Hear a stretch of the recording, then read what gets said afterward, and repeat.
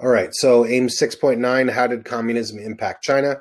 We just talked about the do now, so away we go. All right, you could take a second and get this into your notebooks, but there's not much on this slide for you to copy. So I will ramble while you write. We know, like we said, communism traditionally has been focused on the factory and the dynamic between factory owners and factory workers. And we know that traditional communism has the workers overthrowing the factory owners, and then therefore all workers become part owner themselves. Okay, terrific. So China doesn't have any factories, so they're going to base Chinese communism on the farm. And it's essentially the same dynamic, though. There are rich, wealthy farm owners, and there are poor farm workers. So this Chinese communism is based on the idea of the elimination of the owning class of those farmers, and then all of those farmers become part owner in theory themselves. In reality, the farm owners won't have won't have a place in the day-to-day decision making of what happens on the farm, and they're not collecting profits on a daily, weekly, or monthly basis. But in general, the idea is that the farm will be managed by the state.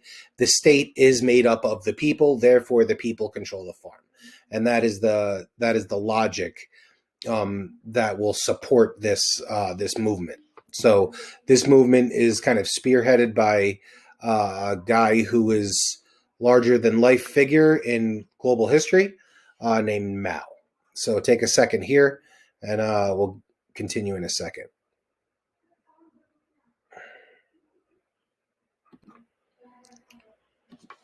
Mao Zedong is a complicated guy. He could be talked about in the same breath as Stalin and people like that, as far as a dictator that kind of just brings misery to his country. There is a certain aspect of that, for sure. So Mao Zedong is the leader of the communist movement in China. So the same with other communist movements in other places. It starts with the lowest classes. In any society where the vast majority of the people are super poor, this makes communism kind of ripe for the growth of it there. And that's no different with China. So Mao will rally support around the poorest classes in China, and there's so many of them. There's so many poor people that they make up such this majority that it becomes an overwhelming just population of people that are in support of Mao, and he rides that wave to the top of political power. And this is what enables him to come to power in China. His road to power will not be the quickest or the easiest, but it is through the support of the poorest classes that he is able to come to power at all. So as we move forward, we will talk more about his struggles and what he had to do in order to come to power. But don't worry, he will get there nonetheless.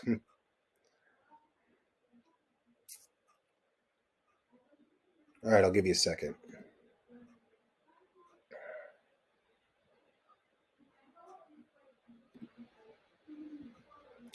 Okay, so the last time we've talked about China is really with imperialism, and we talked about Britain and other countries establishing spheres of influence in China.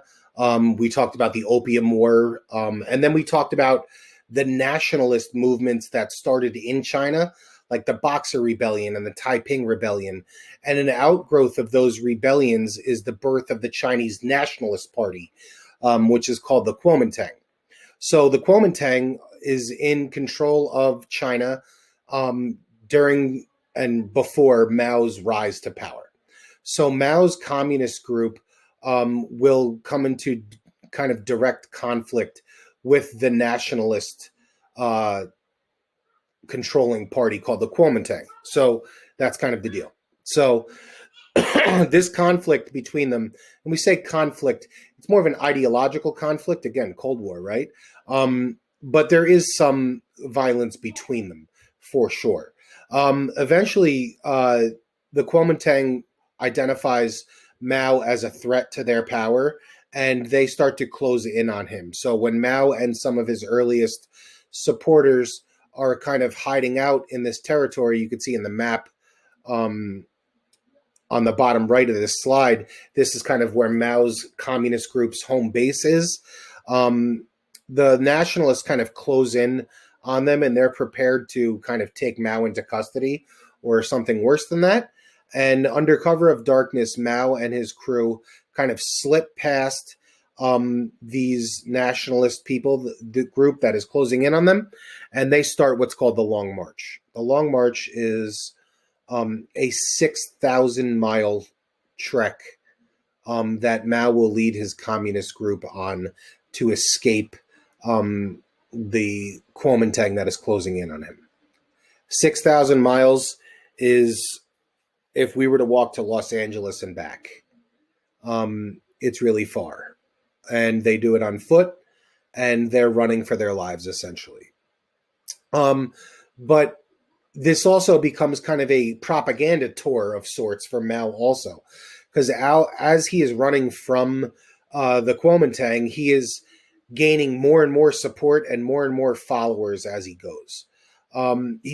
He's coming into contact with a lot of lower class, working class farm workers, and they are all kind of adding to his support base, right? So you got to think of this as kind of a snowball at the top of a snowy mountain, right? If we would create a snowball in our hands this big at the top of our mountain and then roll it down the mountain, by the time it gets to the bottom, it will pick up more snow and it'll be, humongous by the time it gets to the bottom of the mountain. And that's kind of the analogy for Mao's Long March. So even though the Long March starts as fleeing danger, it turns into this kind of recruitment tour of sorts. So 6,000 miles later, once it ends, in the area shown in orange on the map here, Mao's support base is way stronger than it was when he left. And that's an important part of the story for sure.